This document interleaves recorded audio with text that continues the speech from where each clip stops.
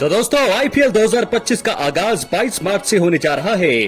पहला मुकाबला defending champions Kolkata Knight Riders और आरसीबी के बीच खेला जाएगा। इस साल 10 टीमों के बीच 13 स्थानों पर 65 दिनों में कुल 74 मुकाबले खेले जाएंगे दोस्तों, जिसमें 70 लीग राउंड और 4 प्लेऑफ्स के मुकाबले होंगे। फाइनल समेत प्लेऑफ्स के सभी मुकाबले 20 से 25 मई तक हैदराबाद और कोलकाता में खेले जाएंगे। हैदराबाद 20 मई 2025 और 21 मई को क्वालिफायर 1 और एलिमिनेटर की मेजबानी करेगा और के बाद केकेआर यानी कि कोलकाता 23 मई 2025 को क्वालिफायर 2 और 25 मई को फाइनल की मेजबानी करेगा। आईपीएल 2025 में कुल 12 डबल हेडर्स हैं। डबल हेडर वाले दिन पहला मुकाबला दोपहर 3:30 बजे से और दूसरा शाम 7:30 बजे से होगा। आईपीएल शुरू होने से पहले हम आपको सभी टीमों के स्क्वाड, संभावित प्लेइंग 11, सब कुछ के बारे में शेड्यूल में बता रहे हैं। और सबसे पहले बात करेंगे मुंबई इंडियंस की, जहां दोस्तों ये है आपके सामने मुंबई इंडियंस की टीम। मुंबई इंडियंस का भारतीय खिलाड़ियों का दल मजबूत है, लेकिन उन्होंने कई अपरिपक्व विदेशी खिलाड़ी चुने हैं, यानी कि इमेच्योर खिलाड़ी चुने हैं। ट्रेंट बोल्ट और मिचेल सेंटनर के अलावा अन्य 6 खिलाड़ी ऐसे हैं जो या तो चोट से ग्रसित रहे हैं या फिर ऐसे आईपीएल में नियमित तौर पर खेलने वाले खिलाड़ी नहीं है।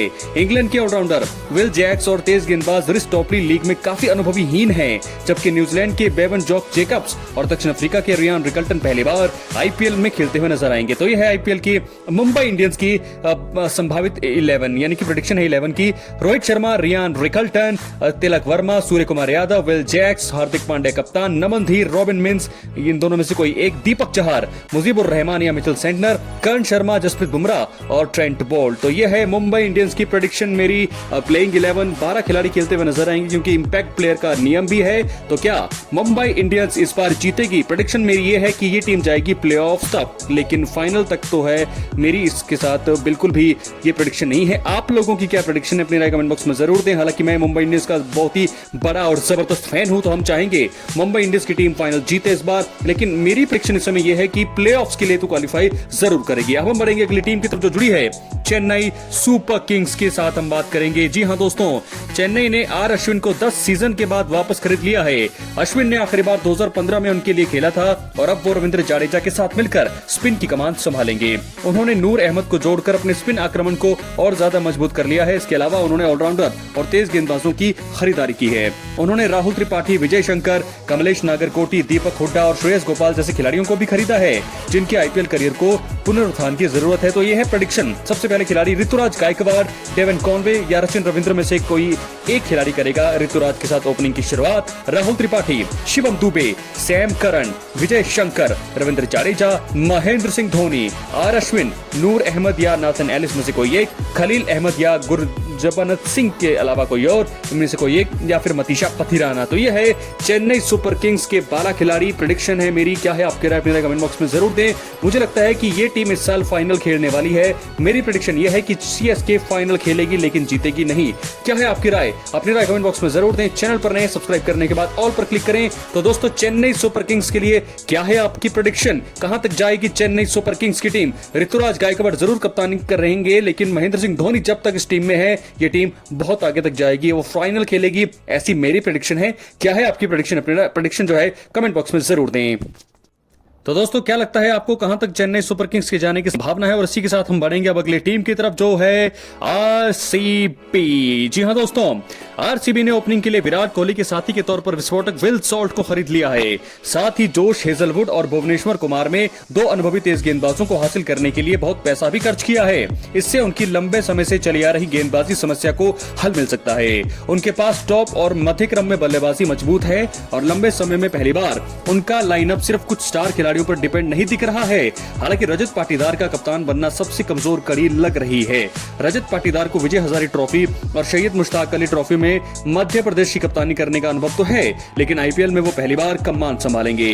कुछ समय पहले तक उनकी प्लेइंग 11 में जगह तक पक्की नहीं थी। हालांकि अब अपनी कप्तानी में पिछले साल वो मध्य प्रदेश को फाइनल तक ले गए हैं। तो इस बार ये है आपके सामने है, प्रेडिक्शन करने की जरूरत है। मेरी प्रेडिक्शन है विराट कोहली फिल सॉल्ट करेंगे ओपनिंग की शुरुआत। Liam Livingstone, Rajat Patidar, Krunal Pandya, Jitesh Sharma, Tim David या जेकब बैथेल, रसिक सलाम, भुवनेश्वर कुमार, जोश हेजलवुड, यश दयाल या फिर सुयश शर्मा या फिर स्वप्निल सिंह। तो कहां तक जाएगी आरसीबी? दोस्तों, मुझे ऐसा लगता है कि आरसीबी जो है प्लेऑफ तक नहीं जाएगी और प्लेऑफ से पहले ही बाहर हो जाएगी, यानी कि लीग फेस में ही आरसीबी की जो टीम है वो बाहर होने वाली है। तो मैंने मुंबई को चुना है एक तो दूसरा चुना है CSK को प्लेऑफ्स के लिए, लेकिन RCB जो है इस बार भी मुझे नहीं लगता कि जाने वाली है और प्लेऑफ्स के लिए। अपनी राय आप कमेंट बॉक्स में जरूर दें। इसी के साथ हम बढ़ेंगे अगली टीम की तरफ जो जुड़ी है पिछले साल की फाइनलिस्ट सनराइजर्स हैदराबाद। जी हां, हैदराबाद के पास एक विस्फोटक टॉप 5 बल्लेबाजी क्रम है। आपको बता दें कौन कौन है। इसके अलावा उनका गेंदबाजी आक्रमण भी मजबूत है। इसमें कुछ ऐसे खिलाड़ी हैं जो अंतर्राष्ट्रीय स्तर पर या IPL में या फिर घरेलू क्रिकेट में विकेट लेते रहे हैं। हालांकि लोअर ऑर्डर या फिर कहें ऑलराउंडर्स में टीम थोड़ी सी कमजोर दिख रही है। उनके बैकअप विदेशी खिलाड़ी कमिंडो मेंडिस, वियान मुल्डर और ईशान मलिंगा ने पहले कभी IPL नहीं खेला है। हालांकि पिछले सीजन टीम 250 से ज्यादा का स्कोर बना रही थी। इतने स्कोर के बाद भी गेंदबाजी भी तो बहुत ज्यादा कम रही है, इनकी औसत रही है, क्योंकि सामने वाली टीम मनोवैज्ञानिक दबाव में होती है। शमी, कमिंस और हर्षल पटेल की तिकड़ी कमाल दिखा सकती है। वहीं टीम के पास टॉप स्पिनर्स के अलावा कई पार्ट टाइमर्स भी हैं। ईशान किशन के आने से बल्लेबाजी और मजबूत हुई है और ये टीम इस साल जो है 400 का आंकड़ा भी छू लेगी तो हैरानी बिल्कुल नहीं होगी। तो ये है प्लेइंग 11। ये हो सकती है Travis Head, Abhishek Sharma, Ishan Kishan, Nitish Reddy, Heinrich Klaasen, Aniket Verma, Abhinav Manohar, Pat Cummins, Harshal Patel, Rahul Chahar, Mohammed Shami qualify करेगी बिल्कुल, लेकिन जीतेगी नहीं। अब हम बढ़ेंगे अगली टीम की तरफ जो जुड़ी है the defending champion Kolkata Knight Riders. जी हां दोस्तों, इनके रहाणे कप्तानी कर रहे हैं पहली बार नहीं, KKR के लिए पहली बार कर रहे हैं। हालांकि इससे पहले राजस्थान रॉयल्स के लिए वो कप्तानी कर चुके हैं, दिल्ली कैपिटल्स के लिए वो कप्तान रह चुके हैं, लेकिन अब जो है राजस्थान रॉयल्स पहले अब KKR की बारी है। तो क्या KKR को जो उनका खिताब है रिटेन करवाएंगे अजिंक्य रहाणे? ये सबसे बड़ी बात है। KKR ने IPL 2024 में अपनी खिताब जीतने वाली टीम के 6 खिलाड़ियों को रिटेन किया और 6 और को नीलामी में खरीदा। उन्होंने कई अन्य पुराने खिलाड़ियों को भी वापस खरीदने की कोशिश की, लेकिन वेंकटेश अय्यर के लिए उनका 23.75 करोड़ रुपए खर्च करना उन्हें इसकी इजाजत नहीं दे पाया। KKR के पास कोई ऐसा खिलाड़ी नहीं है जो कप्तान का मजबूत दावेदार हो। ऐसे में उन्हें अजिंक्य रहाणे को कप्तान और वेंकटेश को उप कप्तान बनाना पड़ा। उन्होंने सोल्ट और स्टार्क की जगह क्विंटन डिकॉक और एंड्रिक नोकिया और स्पेंसर जॉनसन को टीम में शामिल किया, जो शायद उनके जीतने की क्षमता नहीं रखते हैं। मनीष पांडे और अजिंक्य रहाणे के लिए उनकी बोली थोड़ी चौंकाने वाली थी। ऐसा इसलिए क्योंकि पिछले सीजन KKR ने विस्फोटक क्रिकेट खेली थी, लेकिन बल्लेबाजी में 2 पुराने बल्लेबाज सटीक नहीं दिख रहे। फिर भी इस टीम के पास काफी सुनील नारायण, रिंकू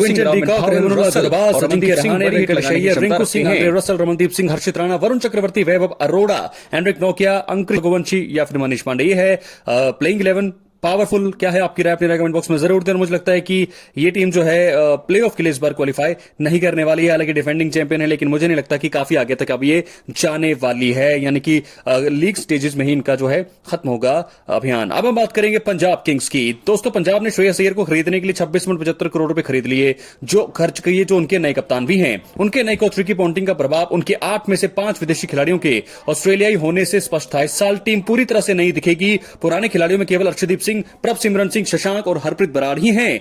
युजवेंद्र चहल के आने से टीम की स्पिन गेंदबाजी मजबूत हुई है। तो यह है Josh Inglis, Prabhsimran Singh, Marcus Stoinis, Shreyas Iyer, Glenn Maxwell, Nehal Wadhera, शिशाक सिंह, मार्को यानसन, हरप्रीत बराड़, यश ठाकुर, विजय कुमार बैशाख, अर्शदीप सिंह और युजवेंद्र चहल। कहां तक जाएगी टीम? दोस्तों, प्लेऑफ के लिए क्वालिफाई नहीं करेगी, प्लेऑफ से बाहर हो जाएगी। लीग मैचेस में अच्छा प्रदर्शन करेगी। हालांकि कई खिलाड़ी ऐसे हैं जो विस्फोटक प्रदर्शन करेंगे इस साल, लेकिन प्लेऑफ्स में ये टीम नहीं पहुंच पाएगी। हम बढ़ेंगे अगली टीम की तरफ जो है लखनऊ सुपर जायंट्स। जी हां दोस्तों, लखनऊ ने ऋषभ पंत को IPL नीलामी में 27 करोड़ में बिकने वाला सबसे महंगा खिलाड़ी बनाकर इतिहास रच दिया और उन्हें अपना कप्तान भी बनाया। लखनऊ फ्रेंचाइजी के मालिक संजीव गोयनका ने आक्रामक क्रिकेट शैली की बात की और उनके बल्लेबाजी क्रम में अगले सीजन ये शैली दिख सकती है। हालांकि टीम में पंत के अलावा अंतरराष्ट्रीय स्तर पर खेलने वाला कोई भी भारतीय बल्लेबाज नहीं है। उनके पास अनुभवी भारतीय बल्लेबाजों की कमी जरूर है, लेकिन फिर भी यह है आपके सामने playing 11। Mitchell Marsh, Aiden Markram, Rishabh Pant, Nicholas Pooran, Ayush Badoni, David Miller, Shahbaz Ahmed, Abdul Samad, Ravi Bishnoi, Avesh Khan, Lucknow की टीम नहीं बनेगी चैंपियन। ये भी जो है प्लेऑफ से हो जाएंगी बाहर, तो ये भी जो है आगे जाने वाली है। बात हम करने वाले हैं किसकी? अब हम बात करने वाले उन टीम की जो मुझे लगता है कि उनके कप्तान, मुझे लगता था KL राहुल को होना चाहिए था, लेकिन उन्होंने अपनी टीम में कप्तान बनाया है अक्षर पटेल को। लेकिन फिलहाल लखनऊ सुपर जायंट्स में बड़े तगड़े खिलाड़ी और मुझे लगता है कि काफी आगे ये टीम जा सकती है, लेकिन प्लेऑफ तक तो पहुंचेगी नहीं। ये है मेरी प्रेडिक्शन। आपकी प्रेडिक्शन क्या है? अपनी राय कमेंट बॉक्स में जरूर दें। अक्षर पटेल वाली दिल्ली कैपिटल्स की बात हम करेंगे।